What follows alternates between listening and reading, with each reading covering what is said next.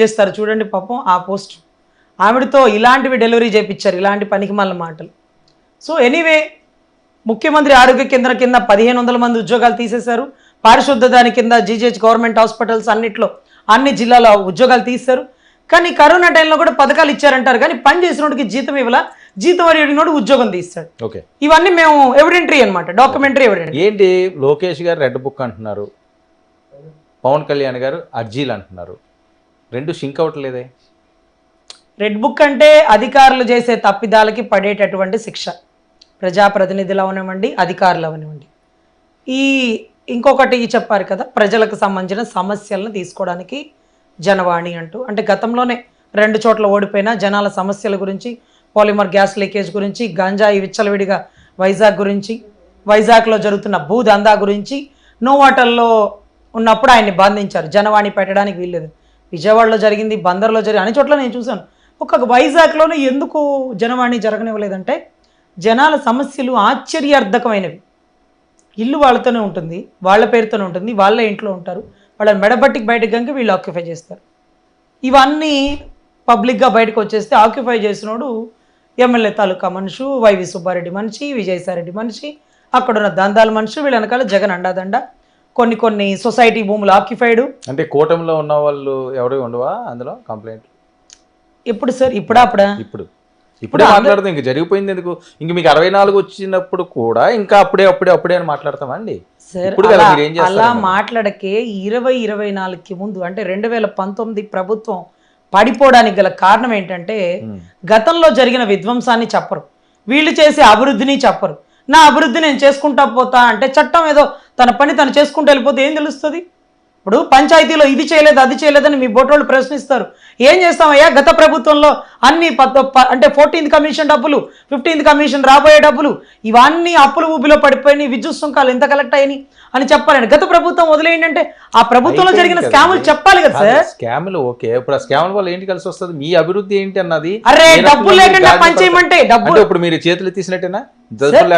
అదే డబ్బులు లేకుండా పనిచేయడం అంటే పంచాయతీలో కనీసం బ్లీచింగ్ కి డబ్బులు లేవని చెప్పేస్తారు, జీతాలు కూడా నేను తీసుకోలేను పరిస్థితిలో ఉంది పంచాయతీ అమౌంట్ అని చెప్పేసారు.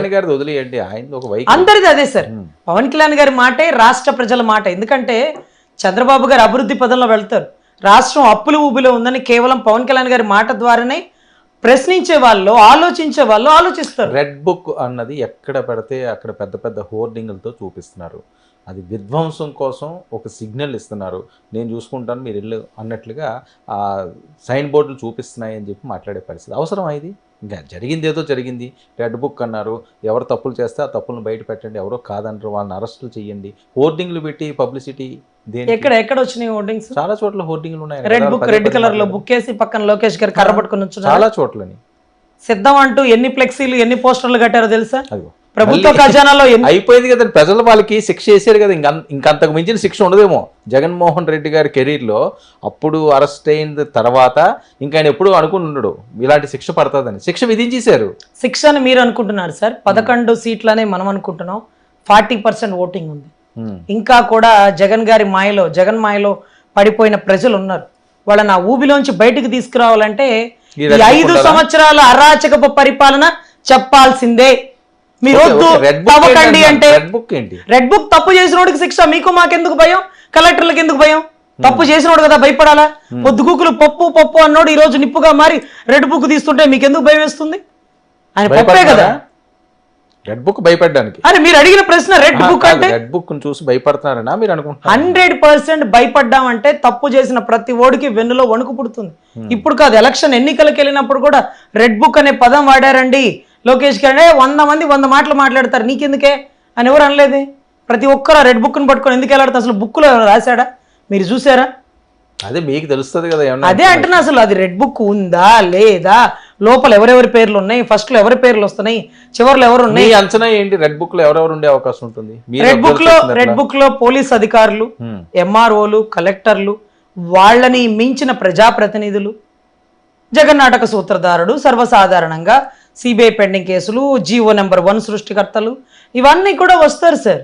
నేతలు ఎవరుంటారు రజనీ గారు? మీకు తెలిసే ఉంటుందిలేండి. ఎవరుంటారు చేసినోడు ఎవడో ఉంటాడు సార్. మీ అంచనా ఎవరు ఎవరు తప్పు చేశారో ఈ లైవ్ చూస్తున్న ప్రతి ఒక్కడికి తెలుసు. అరే నా పేరు ఫస్ట్లో ఉంటుందా చివరిలో ఉంటుందా అని వాళ్ళకి వాళ్ళు తమాయించుకుంటారు. కానీ ఎవరిని వదిలేదు. అది అంటే చిత్రగుప్తుడి చేతిలో ఉండే చిట్టాపద్దులు. ఆ పేరు చదవంగానే వీడు పలానా దగ్గర భూమి కబ్జా చేశాడు గురువు గారు ఉందా లెక్క కొట్టు, వీడు పలానా రేప్ చేసి తప్పించుకొని పారిపోయాడు టిక్ కొట్టు, వీడు పలానా ఈవీఎంలు స్కాములు గీములు గట్రా కార్యక్రమాల్లో వీడు ఉన్నాడండి గతంలో, ఇవి వీటన్నిటి గురించి డిస్కషన్ జరుగుతుందండి. ఆధారాలతో నిరూపించడమే రెడ్ బుక్.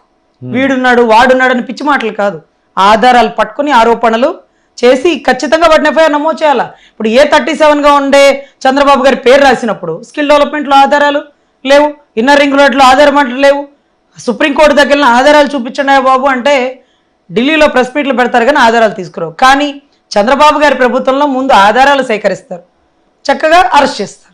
అరెస్ట్ అవ్వడం మాత్రం పక్కా. రెడ్ బుక్లో తప్పు చేసిన ప్రతి ప్రజాప్రతినిధులు ఉన్నారు.